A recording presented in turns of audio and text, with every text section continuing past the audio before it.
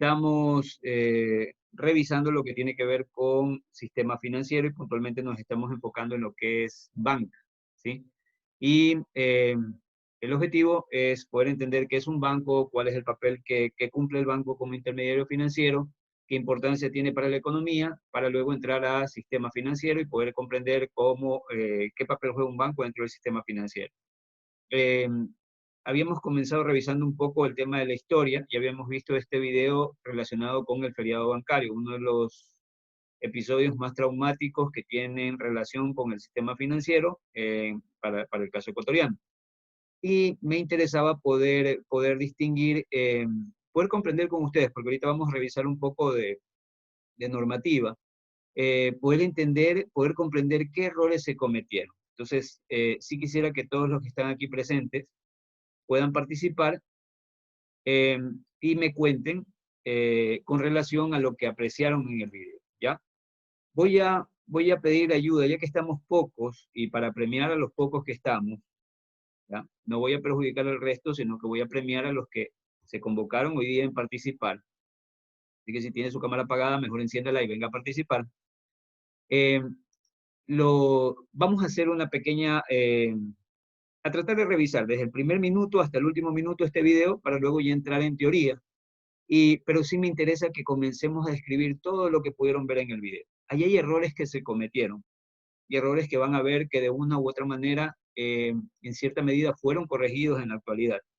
Y que eso puede hacer de que el sistema financiero actualmente podría estar en mejores condiciones que lo que estuvo en ese tiempo. Y eso podría ser de que al tener un mejor sistema financiero, eh, pueda existir un menor peligro de vivir una situación muy similar a lo que ya se vivió.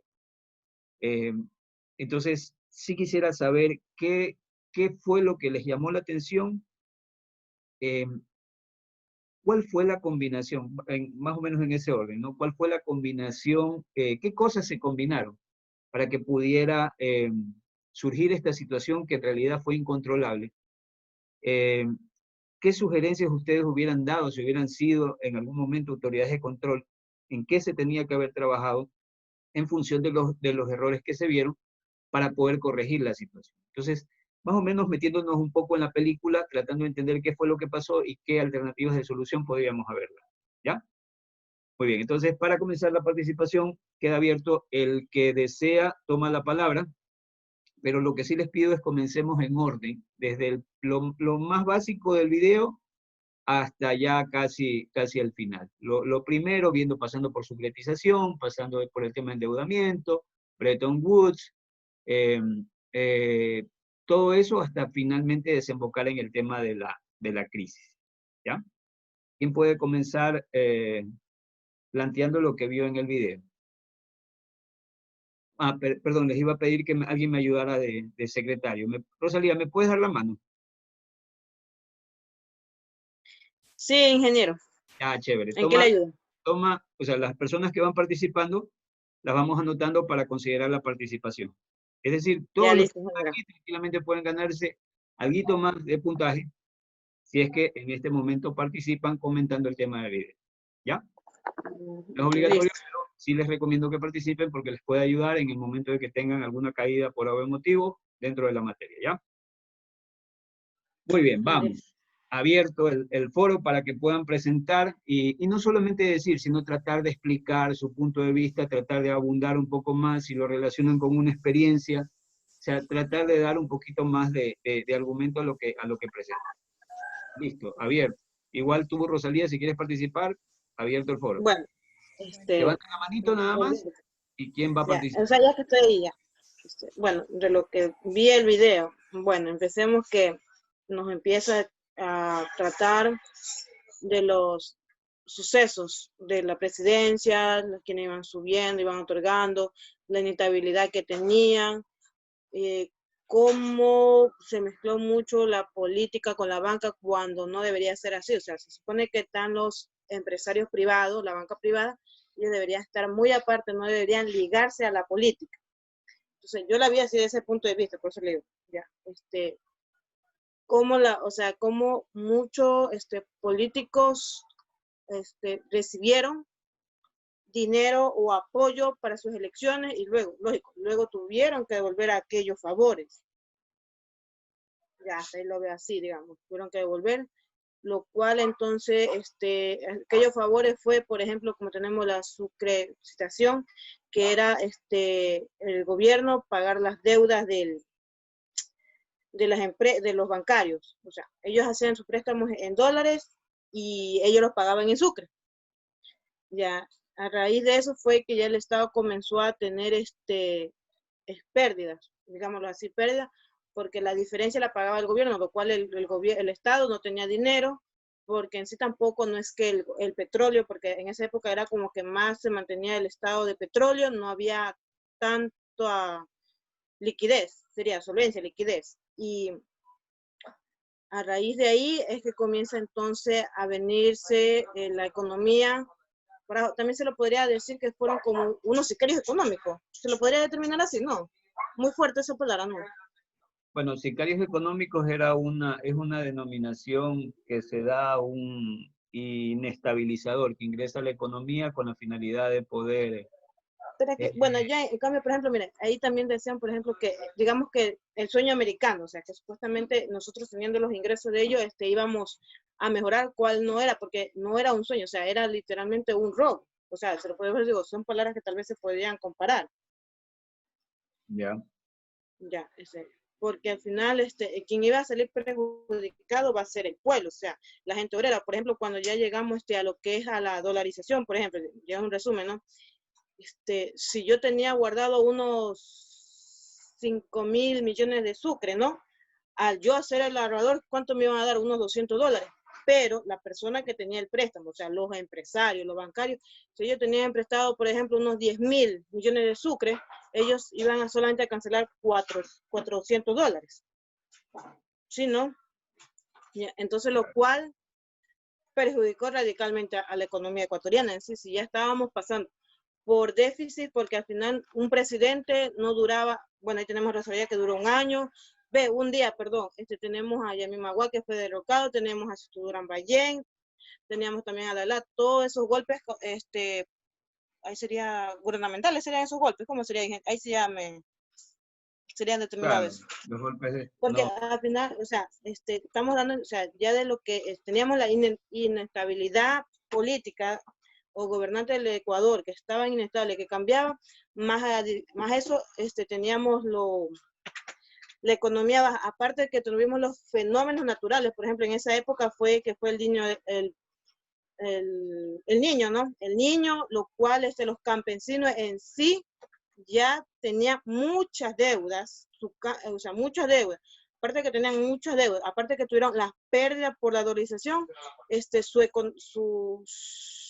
su agricultura, su matriz de ingreso se perdió. Bueno, lo cual, por ejemplo, en mi caso, cuando llegó el niño, yo solo tenía 9 años, así que yo como que la asimilé, como que, la emoción, o sea, ahora yo veo, por ejemplo, las pérdidas que se dio, por ejemplo, digamos, en mi familia se perdió mucho, o sea, animales, ingresos, bueno, gracias a Dios no se perdió vida, pero sí, entonces ese golpe, o sea, yo me digo, ese golpe que sintió la gente obrera, o sea, el pobre, o sea, el empleado, fue demasiado. Y aparte recibir la dolarización, saber que todos sus ahorros que tenía ya no valía nada, o sea, radicalmente, o sea, eran 200, $100 que recibían, los cuales algunos recibieron y otros no.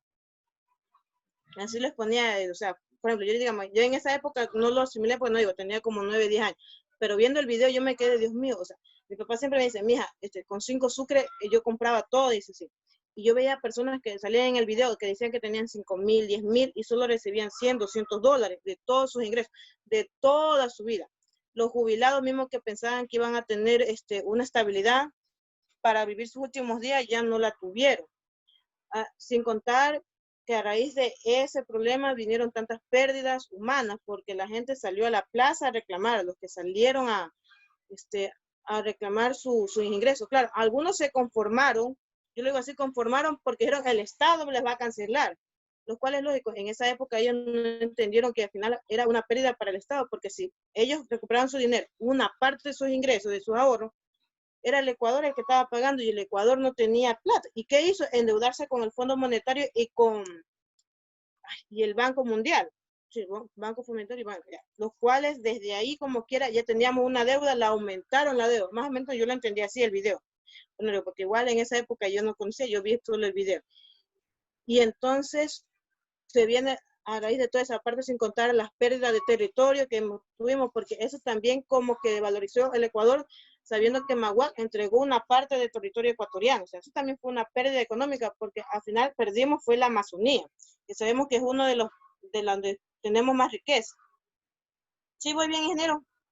Sí, está bien, Rosalía. Ya hiciste una explicación muy genérica del video, pero vamos tratando de ir hito por hito, ¿ya? De lo que se acuerdan desde el principio, ¿Qué puede vaya ser? analizando. Muy bien, Rosalía nos refrescó la memoria porque nos hizo recordar todo el video, pero tratemos los que van a participar de tomar un hito y tratar de explicarlo, ¿ya? Muy bien, le Sí, doy la porque palabra a María, yo no creo vi que eso. luego Rosalía. No, está muy bien, Rosalía, está muy bien, excelente. Ah, Gracias ya, por la participación.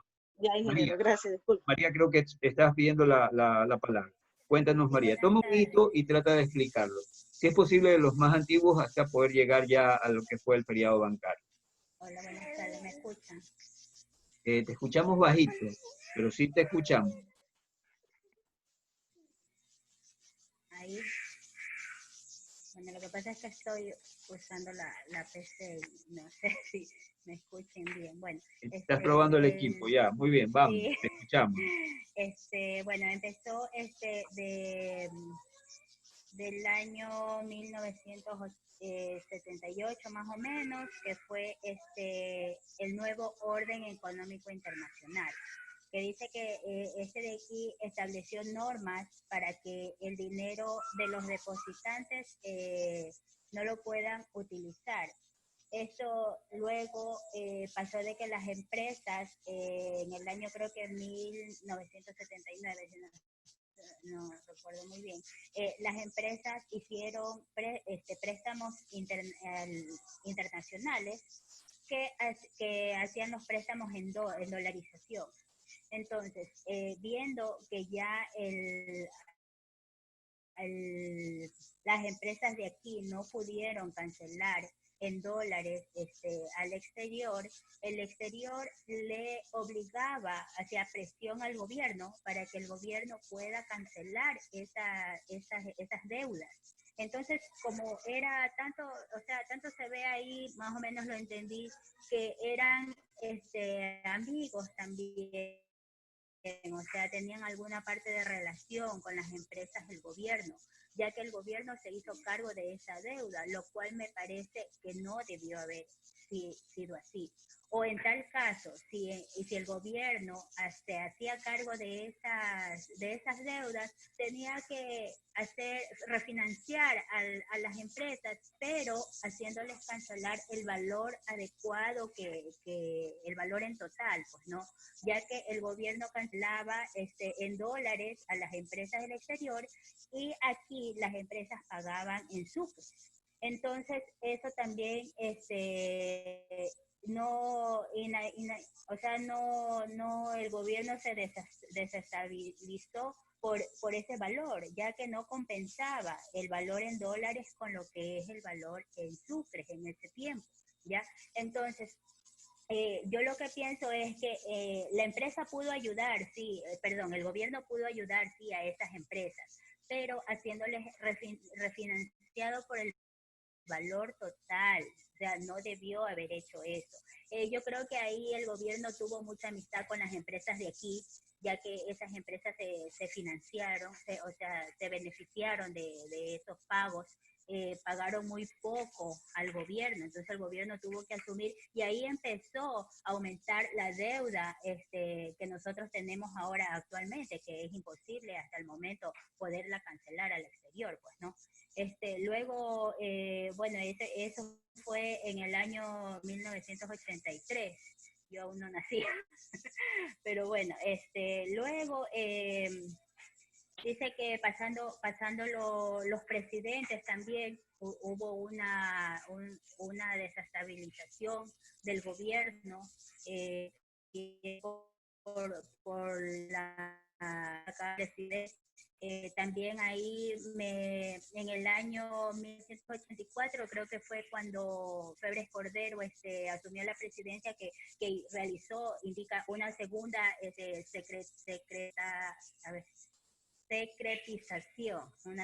secretización en ese año, dice, donde como que volvieron a financiar esas deudas que tenían con el exterior. Y ahí aumentaron los intereses porque hubo una refinanciación. Pues, ¿no? Muy bien, María, te interrumpo un momento. A ver, recuerden que en el 70 el Ecuador estábamos descubriendo el petróleo. En el 70, hasta el 70, antes del 70, Ecuador vivía tácitamente de la agricultura. En los tiempos de la Segunda Guerra Mundial éramos exportadores de cacao, éramos una potencia en exportación de cacao. Y también en la Segunda Guerra Mundial nosotros teníamos grandes ingresos por la exportación de balsa, porque era con la balsa que se construían los aviones que se utilizaban en la Segunda Guerra Mundial. Nuestra economía estaba fundamentada en la producción agrícola, básicamente en el cacao y la balsa. Ya en el 70, luego de un gobierno, que eso fue casi en toda América Latina, 60-70, nosotros tuvimos dictaduras aquí en América Latina, ¿sí?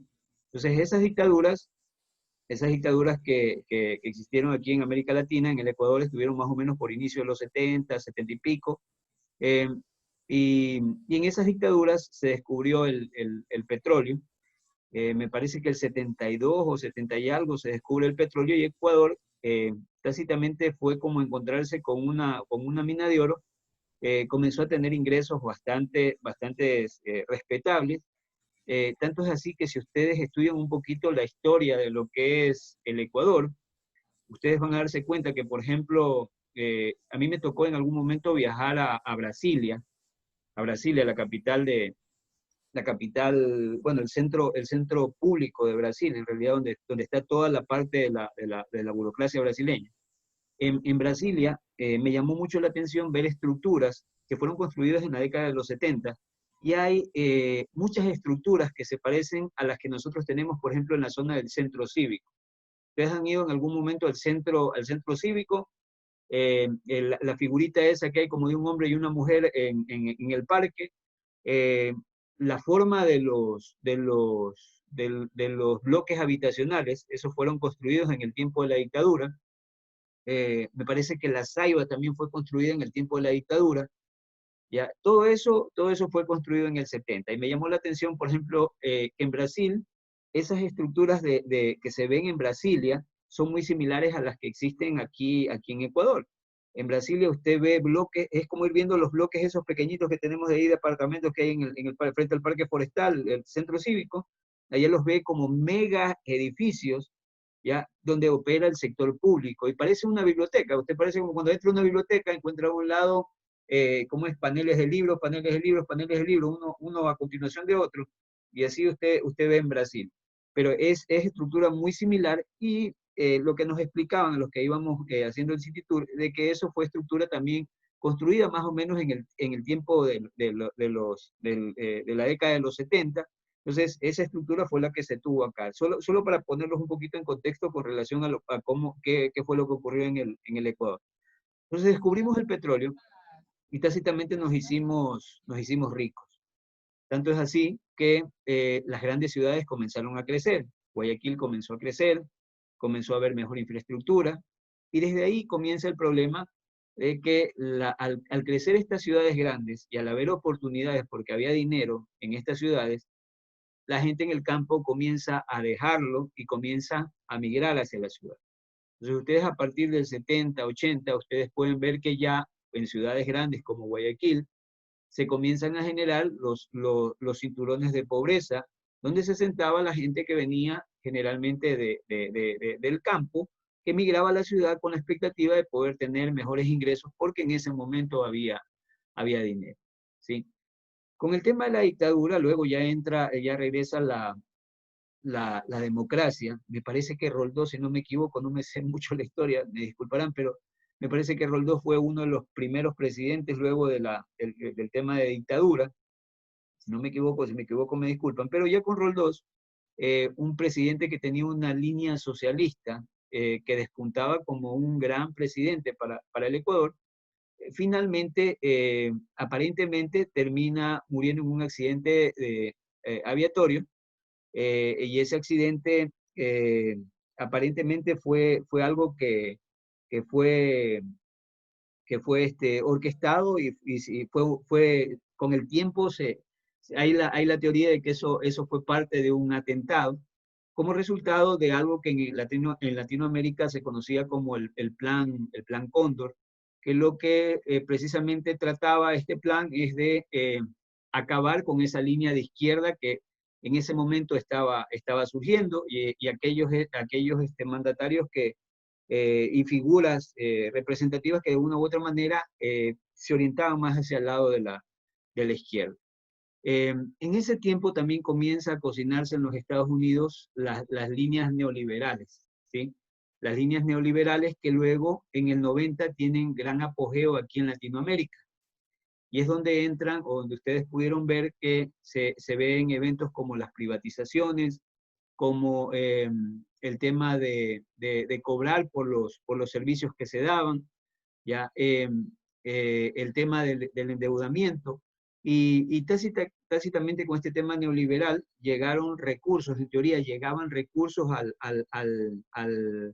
a los países latinoamericanos bajo la expectativa de que esos recursos iban a impulsar la economía y la economía se iba a dinamizar. Quienes vivimos en el 90, o los que pudimos tener, vivir esa experiencia del 90, los que recordarán, generalmente en el 90 uno de los primeros problemas que hubo con estos recursos que llegaban es que así como llegaban, generalmente los recursos se iban rápido, y eso generaba un gran problema de inestabilidad dentro de la economía.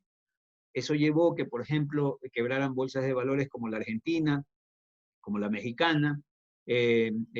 Hubo también problemas en Brasil en el tiempo de los 90, precisamente por estos capitales que eran parte del pensamiento neoliberal, de la propuesta neoliberal, que llegaban a una economía, los ponían a trabajar, pero así como entraban, al ser tan fácil entrar, debido a que habían incentivos para la llegada de inversionistas, era también para ellos muy fácil salir. Y al salir, dejaban tácitamente un Estado con problemas, sin recursos, y tácitamente quebrada la economía. Entonces, todo esto fue sumándose, fue como una especie de caldo de cultivo aquí en el Ecuador, hasta que finalmente llegamos a experimentar problemas que eran serios, como fue el tema del feriado bancario.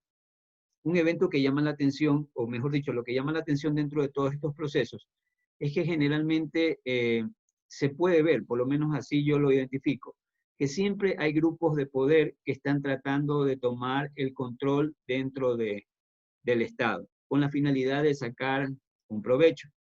Eso ustedes lo pudieron ver o lo pudieron escuchar o ver en el video cuando ocurrió lo de la sucretización. Generalmente lo que pasaba es que empresarios, algunos, eh, se endeudaron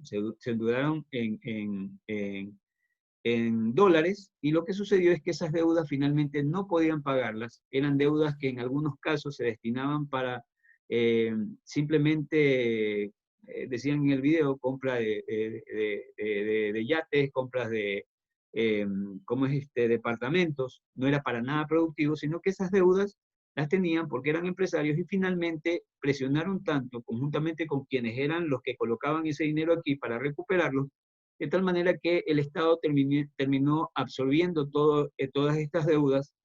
Ellos quedaron tranquilos con deudas que las pagaban en sucres, que cada día valían menos, pero en cambio el Estado asumía deudas que eran cada vez mayores, porque eran deudas que se cubrían en dólares. Pero usted puede ver la misma receta, que inclusive creo que hasta nuestros días sigue ocurriendo, donde usted ve grupos de poder, grupos empresariales que presionan y generalmente transfieren esos problemas al Estado, y el Estado lo termina absorbiendo y subsanando.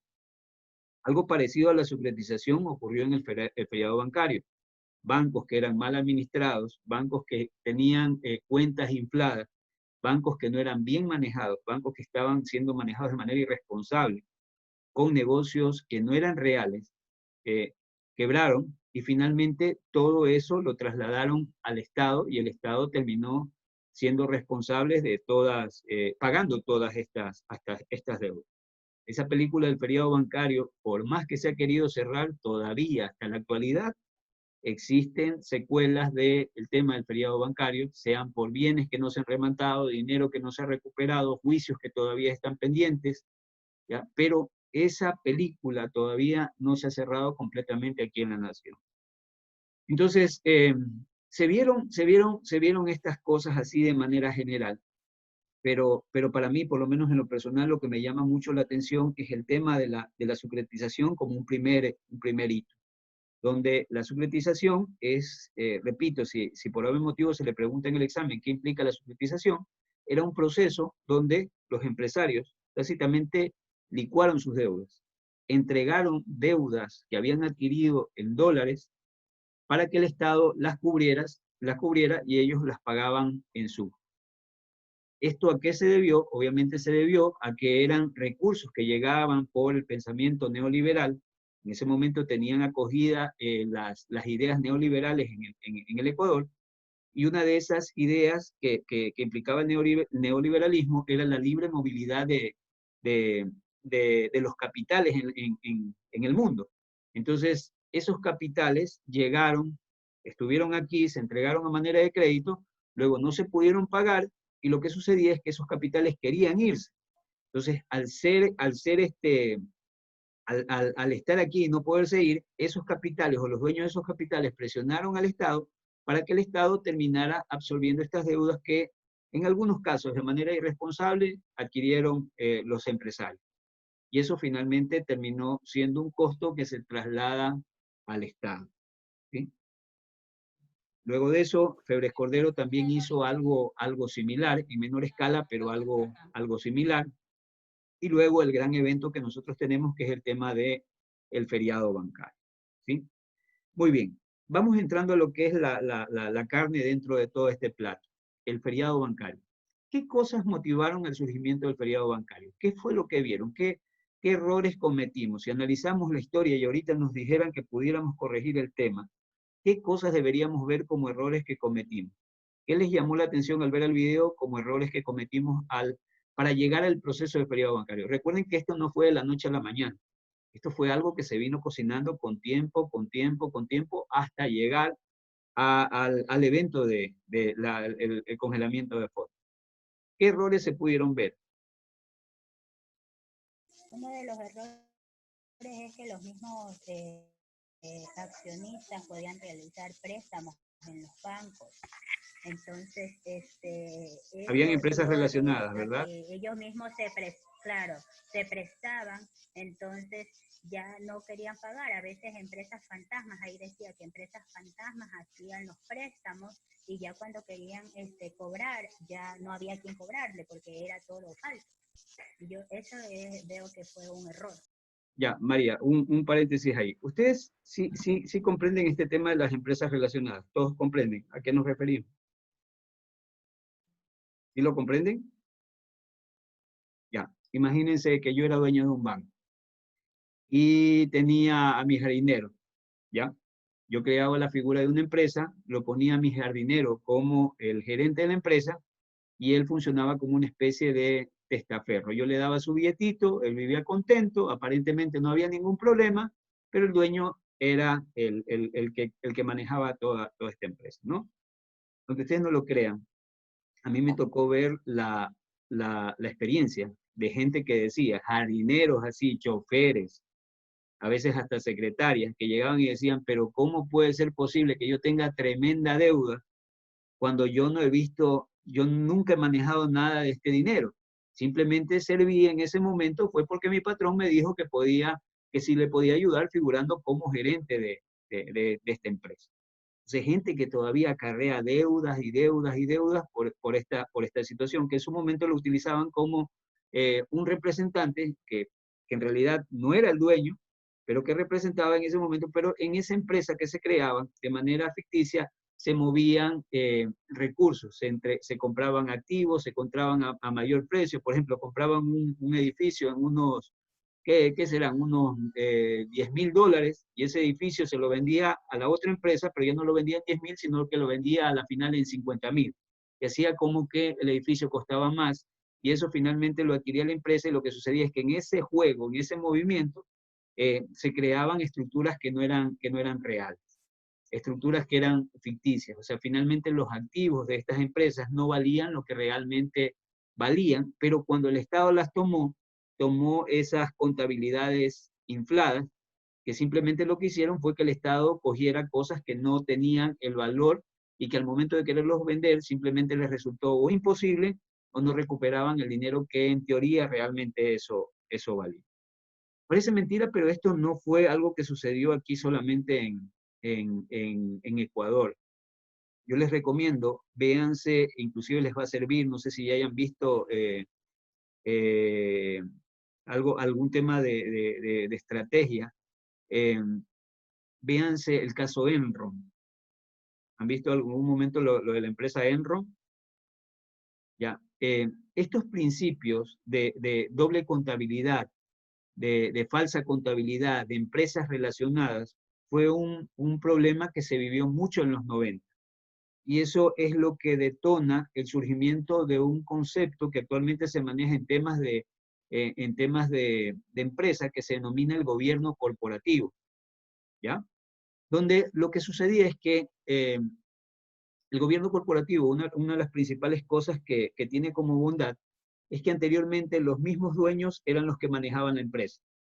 En el gobierno corporativo se ve que el dueño no debería manejar directamente la empresa, sino que debería ser gente experta, gente que conozca, gente que sepa administrar. Ya, generalmente los dueños, que eran gente sin formación, sin conocimiento, a veces hasta sin mayor experiencia, manejaban las empresas y ponían en riesgo los recursos. Entonces el gobierno corporativo separa, y usted puede ver actualmente en las organizaciones que hay una parte estratégica y una parte gerencial. En otras palabras, está el directorio y está la gerencia. La gerencia se encarga de administrar los recursos y el directorio se encarga de diseñar todo lo que es la estrategia de hacia dónde va la empresa. Pero eso es el resultado, o ese concepto es resultado de los problemas que se tuvo en empresas como Enron. Van a ver que Enron justo tiene que ver con esto. En algún momento vean una película, se llama La mayor estafa en América, creo que se llama la película, que tiene que ver con el caso Enron. Otro caso fue la empresa Parmalat, ¿ya? Que también tuvo este problema. Pero este hecho de empresas relacionadas no se produjo solamente aquí en el Ecuador, sino que fue algo común en América Latina y quizás en todo el mundo, porque Parmalat es de Italia, Enron es una empresa americana, y en Enron ustedes van a ver que inclusive hubo algo parecido al tema de la política. El gobernador de California, me parece que era el grandote ese, ¿cómo se llama? Que era actor, el que salía en Terminator. Arnold Schwarzenegger. Sauces 9, ese Sauces 9 era el gobernador de California, y aparentemente recibió recursos para su campaña, y hubo esa relación. O sea, ellos pagaron y obtuvieron favores por eso. Entonces, es una película que es una cosa que no solamente se vio aquí en el Ecuador, sino que se lo vio en gran parte del mundo. Ya, eso con relación al tema de los bancos. Entonces, estos bancos creaban ese tipo de empresas relacionadas, que lo que hacían era tácitamente como mover el dinero, inflar la contabilidad para que se creara como una especie de estructura, como un huevito, ¿no? Que era solamente cáscara, pero por dentro todo estaba vacío. Muy bien, empresas relacionadas. ¿Qué más llamó la atención en el video? ¿Qué más vieron?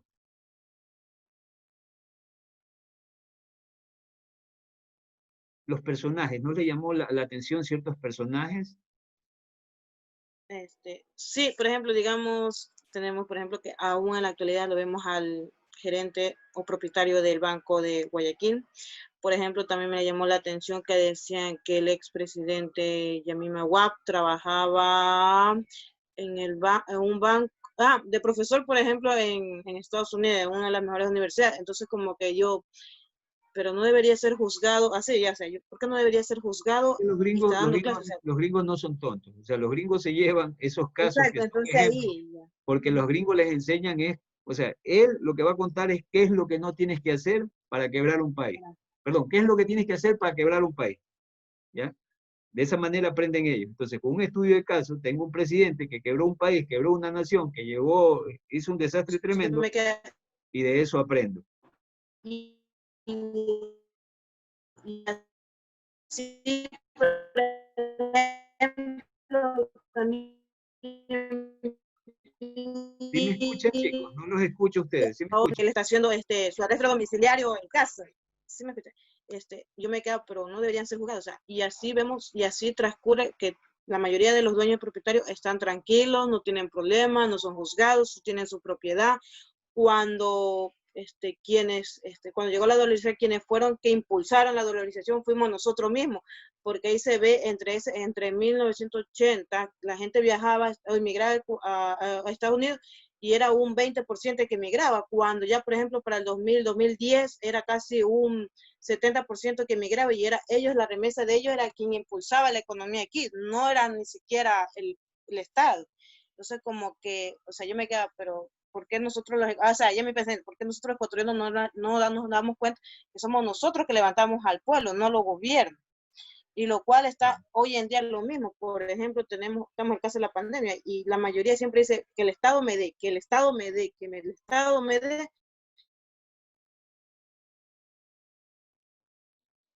Cuando a la economía, la gente, el pueblo, o sea, nosotros podemos volvernos a levantar.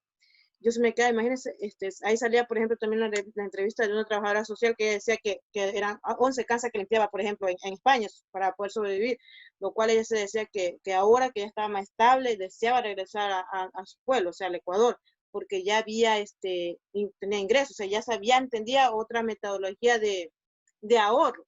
Y yo pienso que sí es verdad, por ejemplo, digamos, la mayoría piensa que el Estado me tiene que dar esto, que el Estado me tiene que dar aquello, cuando no dice, bueno, yo voy a ahorrar un porcentaje de mi sueldo. Bueno, una vez sí yo, por ejemplo, yo tampoco no tenía casi esa idea de ahorrar. Yo lo leí, por ejemplo,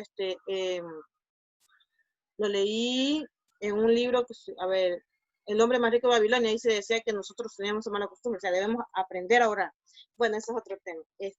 Entonces yo me quedé, o sea, sí, es que a Ahí veces la está. economía, o sea, yo poco a poco entiendo que la economía es como algo muy global.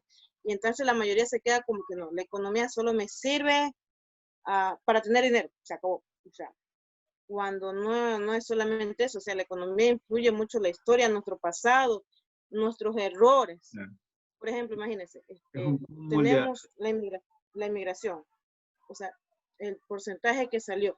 Por ejemplo, también la señora decía que, bueno, la señora ahí a la final, la que entrevistaba a las personas jubiladas, decía que ella se había visto que a raíz de que el pueblo tuvo su ingreso, los nuevos, diferentes personajes que vinieron con nueva ideología, ya no de la antigua, habían mejorado ya la estructura, por ejemplo, decía ella de los hospitales, porque dice que en su época los hospitales se caían en pedazos, decía en el video.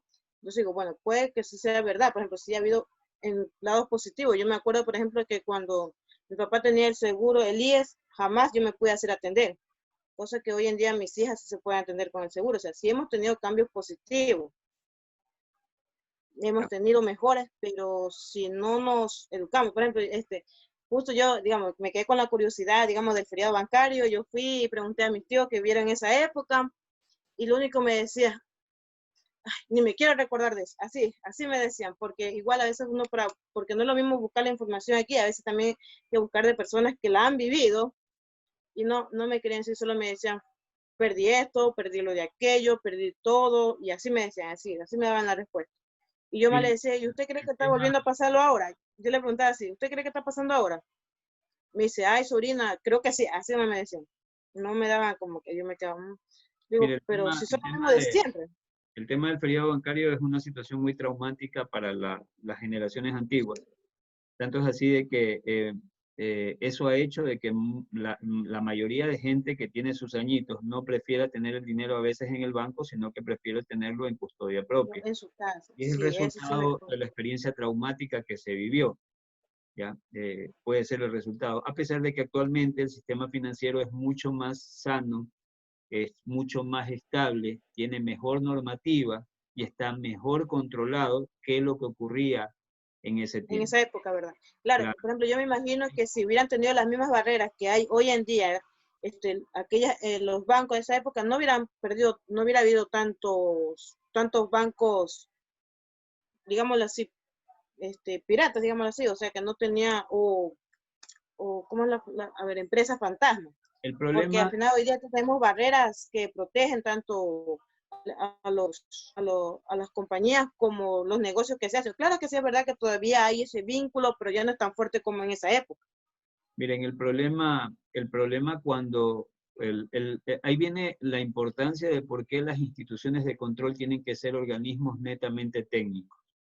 Siempre se discutía o siempre se hablaba de por qué el Banco Central era un grupo de burócratas, porque en su momento el Banco Central tomaba decisiones y no se debía a ningún grupo político. Entonces el Banco Central se movía en función de decisiones técnicas. Lo mismo ocurría con la superintendencia de bancos en teoría, pero como en toda institución, hay formas de llegar, hay formas de poder tomar control, y quizás eso fue lo que pasó en cierta medida en el organismo de control que fue la SUPRE. Además de que la ley era muy, en el tiempo, antes del feriado, era una ley muy blanda. Actualmente, si nosotros revisamos la Constitución, podemos ver de que está prohibido por ley el tema del feriado. Anteriormente, un banco quebraba y el Estado absorbía esa quiebra. Pero ¿qué es lo que sucede actualmente? Si usted es gerente de un banco, usted es el principal de un banco, usted quiebra la institución, usted es responsable inclusive con sus bienes por esa institución. Entonces como que ahí la película cambia. Si yo voy a ser responsable por el banco y sé que me van a quitar hasta mis bienes si es que el banco quiebra, entonces, ¿qué tengo que hacer? Manejarlo bien, administrarlo bien. Una de las cosas que desaparecieron era lo que nosotros ya vimos como el prestamista de última instancia. ¿Se acuerdan de eso? El Banco Central era un prestamista de última instancia, que cuando el banco tenía problemas, llegaba y le decía al Banco Central, señores, tengo problemas, y eso fue lo que pasó en el feriado. Llegaban y le decían, tengo problemas, toma activos, pero esos activos, aquí viene el tema de ya como comenzamos a enlazar todos. Yo entregaba activos, pero si entregaba, por ejemplo, esta tasa que está aquí, yo decía que esta tasa tenía un valor de $10, en realidad no valía eso, sino que por mi contabilidad, como lo llevaba, tenía un valor mucho menor a eso. Entonces, ¿qué era lo que sucedía? Que se le entregaban esos activos al Estado que estaban sobrevalorados, que no eran reales, el Estado los asumía y después lo que ocurría era que no los podían vender, no los podían, o no se recuperaba el dinero que en teoría valía, ¿no? Entonces, si comparamos la situación de antes del feriado bancario con lo que actualmente es, eh, creo que es muy poco probable que se pueda vivir nuevamente una experiencia. Anteriormente el organismo de control, lo que sucedía era que cuando ocurría el problema, llegaba y veía qué era lo que pasaba.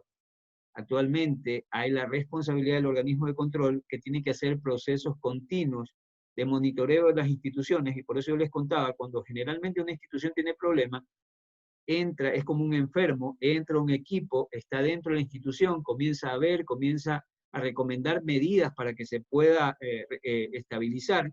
Si se lo logra estabilizar, la institución sigue funcionando de manera normal.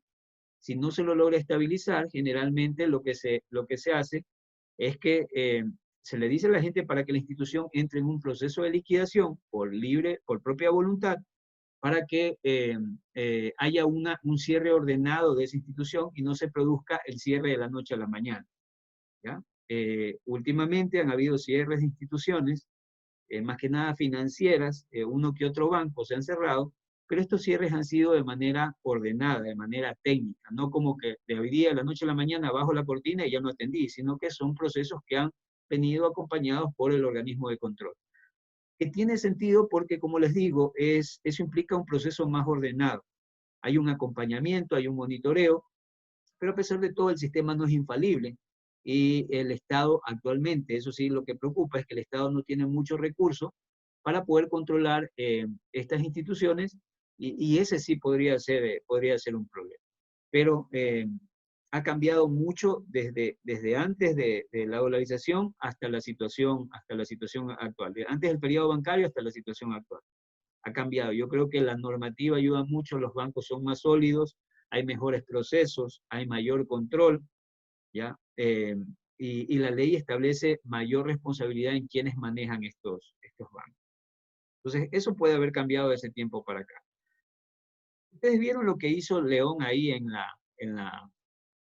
cuando quebró el Progreso? ¿Vieron el tema? ¿Vieron qué es lo que pasó? ¿Alguien más me puede contar qué fue lo que vio cuando León... bueno, les voy a contar lo que yo vi. Básicamente algo que era nacional, lo transformó en un problema regional, al decir que era tácitamente que la banca quiteña estaba atentando contra la banca guayaquileña. Usted vio cómo en esa intervención del famoso Yo no me de León, ¿se acuerdan de ese? En esa posición tácitamente levantó a Guayaquil contra la banca quiteña, ¿sí? Y utilizó eso precisamente para, yo recuerdo que estaba con él, salía Aspiazu, que tácitamente en ese momento, ese delincuente, lo volvieron un héroe, lo sacaron como héroe, creo que hasta lo cargaron en hombros Aspiazu, y tiempo después el banco estaba cerrado. A mí me tocó vivir la crisis del Banco del Progreso. Yo era estudiante, tenía mis ahorritos ahí, yo trabajaba como ayudante de cátedra, y lo que recibía como ayudante de cátedra lo metía en ese tiempo en algo de lo que se llamaba, no eran fondos de inversión, certificados de depósito, creo que le denominaban.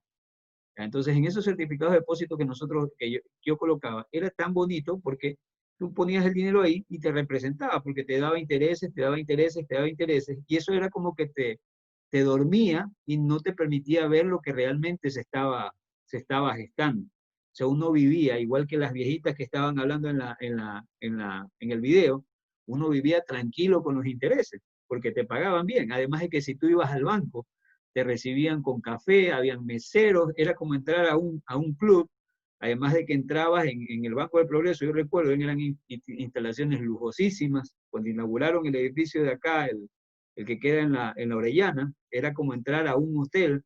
O sea, era una imagen con la cual nos mantenían a los depositantes como adormecidos, ¿ya?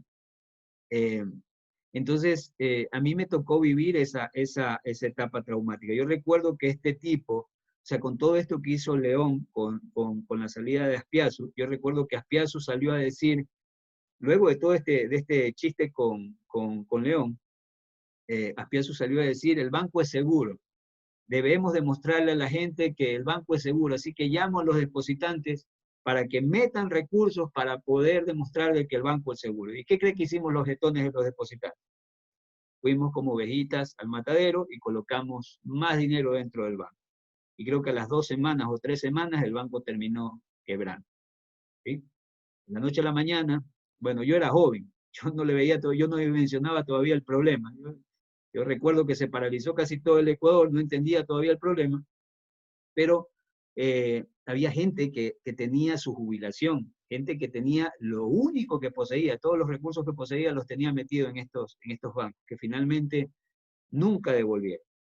Yo creo que haber tenido 10 millones de sucres en ese tiempo, solo pude recuperar 5 millones. Y eso porque me dijeron, si usted quiere, le podemos entregar todo, pero no sabemos cuándo. Así que si quiere recuperar, en este momento el Estado le entrega 5 millones y el resto, veamos si en algún momento lo recupera. Nunca me lo entregaron. Nunca más me lo entregaron. Entonces, al hecho de morir a largo plazo, o morir hoy día, al menos con lo que tengo, al menos salí del ahogado del sombrero, ¿no? Pude recuperar algo de ese dinero. Pero hubieron historias de terror, gente que de verdad murió esperando sus recursos, gente que murió de la desesperación porque no tenían ni para comer, gente que tenía deudas, gente que tenía que pagar, ¿ya? Que simplemente fue por eso una de las historias más traumáticas. Si a eso le suma el hecho de que ya la gente estaba pobre, que tenía que emigrar, la desunión familiar, o sea, se creó un ambiente bien complejo para aquí el Ecuador. Muy bien, ¿qué otra cosa vieron? ¿Qué más le llamó la atención?